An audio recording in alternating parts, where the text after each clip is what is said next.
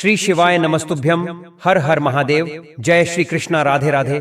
दोस्तों, एक बार फिर से आपका स्वागत है जीत साधना यूट्यूब चैनल में। दोस्तों, भगवान भोलेनाथ जी के शिवलिंग पर चढ़ाए गए बेलपत्र को खाने से कुछ अद्भुत होता है। यदि आपके जीवन में कोई समस्या है, जैसे कि पैसे की कमी, नौकरी नहीं मिलना या बीमारियों से परेशानी, तो इस वीडियो में आपको सभी समस्याओं का समाधान मिलेगा। तो दोस्तों, वीडियो को अंत देखना। तो दोस्तों, सबसे पहले भगवान भोलेनाथ जी के सच्चे भक्त बनने के लिए इस वीडियो को एक लाइक जरूर करें और कमेंट बॉक्स में जय भगवान भोलेनाथ लिखें, ताकि उनका आशीर्वाद सीधे आपको पहुंच सके। अब शिवलिंग पर चढ़ाए गए बेलपत्र का महत्व बहुत अद्वितीय है। जब आप शिवलिंग पर बेलपत्र चढ़ाते हैं तो वह बेलपत्र साक्षात भगवान भोलेनाथ का प्रसाद बन जाता है। इसलिए शिवलिंग पर चढ़ाए गए बेलपत्र को खाने से अनेक प्रकार के फायदे हो सकते हैं।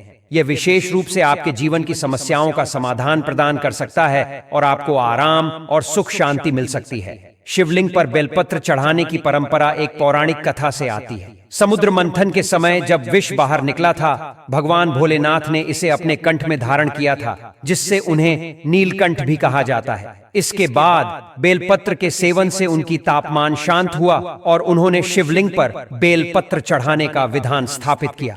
तो दोस्तों, बेलपत्र को भगवान भोलेनाथ पर चढ़ाने के पीछे एक गहरा पौराणिक तात्पर्य है और यह आपके जीवन में आने वाली समस्याओं का समाधान भी प्रदान कर सकता है। इसलिए आपको वीडियो को ध्यान से देखना और सुनना चाहिए, ताकि आप इस अद्भुत विधि का उपयोग करके अपने जीवन को समृद्धि और सुखमय बना सकें।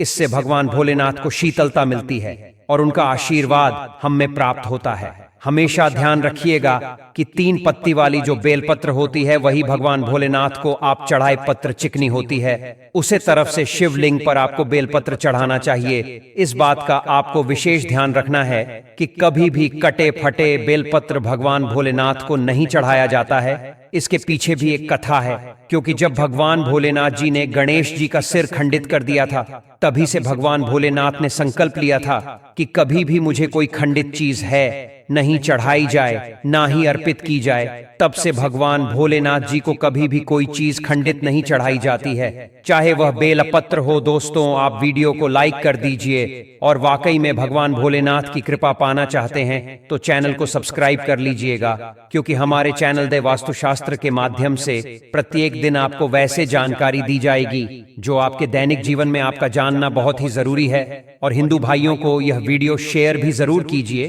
तो दोस्तों, शिवलिंग पर अगर आप प्रतिदिन बेलपत्र चढ़े तो सभी प्रकार की समस्याएं आपकी दूर हो जाएंगी। भगवान भोलेनाथ जी के भक्तों को कभी भी पैसे की समस्या नहीं रहती है। जो बेलपत्र को तिजोरी में रखते हैं, उनके तिजोरी में बरकत आती है, पैसे की समस्या खत्म हो जाती है। दोस्तों, आप इस वीडियो को ध्यान से देखते रहिएगा, क्योंकि बेलपत्र से जुड़ी संपूर्ण जानकारी आपको यहाँ पर प्राप्त होगी। साथ में यह जानकारी हमारे सभी हिंदू भाइयों बहनों को जानना अत्यंत आवश्यक है। दोस्तों, इस प्रकार की जानकारी बहुत ही अनमोल होती है। बाद में चलकर यह जानकारी हमारे लिए काफी फायदेमंद साबित होती है। तो आइए जानते हैं बेलपत्र संबंधित कुछ विशेष जानकारी।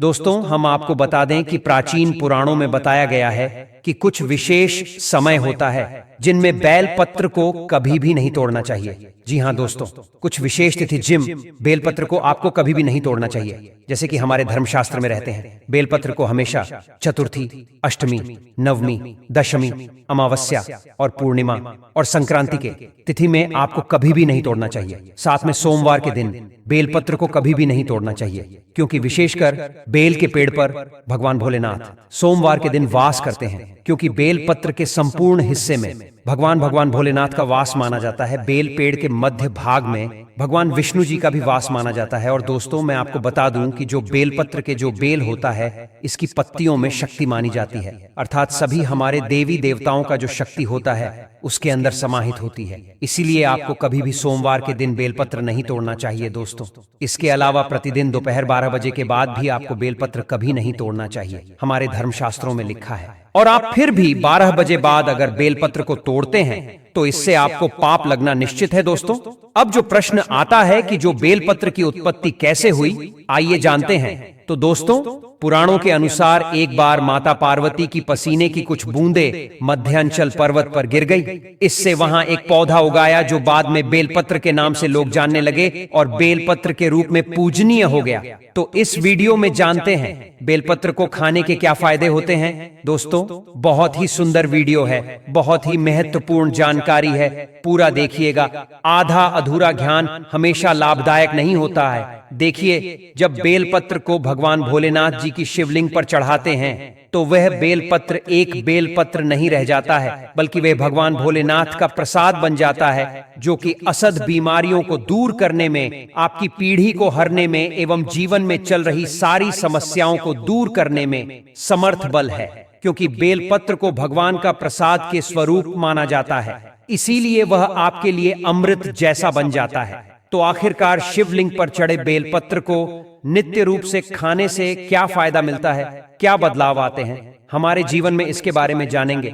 लेकिन दोस्तों, शिव जी पर चढ़ा बेलपत्र को खाने से शरीर के सभी प्रकार के रोग दोष दूर हो जाते हैं। शरीर में जितने जितने भी रोग होते हैं, अगर आप बेलपत्र नृत्य रूप से कहते हैं तो आप लोगों से बचते हैं। रोग दोष, पित्त दोष का प्रदोष या 3 प्रकार के दोष बताए गए हैं, और इन्हीं 3 प्रकार के दोषों की वजह से आपके शरीर में अन्य दोष उत्पन्न होते हैं। अगर आप अपने जीवन में बिना रोगों के रहना चाहते हैं तो आपको बेलपत्र का नित्य सेवन करना चाहिए। दोस्तों, आपने देखा होगा कि हमारे जीवन में कई लोग होते हैं जो मीट मछली मुर्गा जैसे तामसिक भोजन कर लेते हैं, शराब पीते हैं, चैनी खैनी गुटखा तंबाकू, यह सब चीज जो होती है उसका ग्रहण करते हैं, परंतु एक समय के बाद उन्हें लगता है कि जो वह खा पी रहे थे वह गलत चीज है। परंतु आप वह जो पाप कर चुके हैं उसको कैसे खत्म करें। तो दोस्तों, मैं आपको बताना चाहूंगा, नित्य कम से कम ज्यादा नहीं तो 1 महीने में 10 से 15 बार अगर आप भोलेनाथ भगवान शिव शंकर पर चढ़ा हुआ बेलपत्र का प्रसाद धारण करेंगे तो जो तामसिक गुण होते हैं वह पूर्णता आपके शरीर से खत्म हो जाएंगे। आपने कभी भी मीट मछली इस प्रकार का कुछ भी सेवन किया है, आपने शराब पिया है, आप इस पाप से मुक्ति पाना चाहते हैं तो आपको नित्य बेलपत्र का सेवन करना अत्यंत आवश्यक है। इसके सेवन से आपके शरीर शुद्ध होता है। आप अपने अशुद्ध शरीर को पूर्ण रूप से स्वस्थ बनाने के लिए पूर्ण संपन्न पाए जाते हैं। आपको भगवान भोलेनाथ के इस प्रसाद को ग्रहण करना अत्यंत आवश्यक है। आज ही से शुरू कर दीजिए। नित्य 5 बेलपत्र शाम में खाई है। अगर नित्य कहते हैं तो यह आपके शरीर में तमस गुण को समाप्त कर देगा।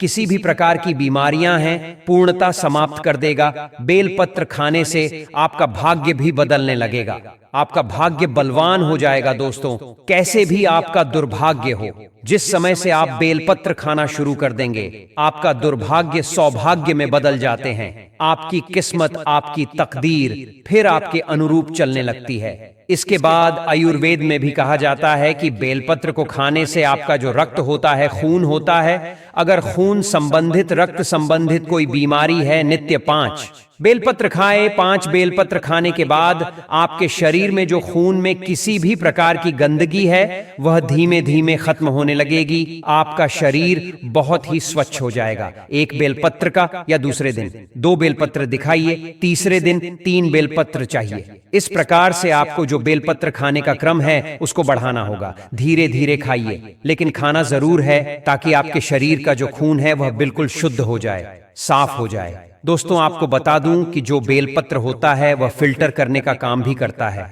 आपके शरीर को, जैसे आपके शरीर में किडनी होती है, किडनी क्या करती है, जो पानी होता है, जो खून होता है उसको फिल्टर करती है, उसी प्रकार से जो बेलपत्र है वह भी आपके शरीर में जो अशुद्ध चीज होती है, आपका खून में जो गंदगी होती है उसको साफ कर देते हैं, फिल्टर कर देता है। दोस्तों, हम आपको बताना चाहेंगे शिवलिंग पर चढ़ा बेलपत्र रूप से 1 महीने तक खाने से आपकी सभी इच्छाओं की पूर्ति होगी। तो दोस्तों, आपको ये वीडियो कैसा लगा हमें कमेंट में जरूर बताएं। इस वीडियो को लाइक करें, अपने दोस्तों के साथ शेयर करें और हमें सब्सक्राइब करना ना भूलें। मिलते हैं नेक्स्ट वीडियो में। धन्यवाद।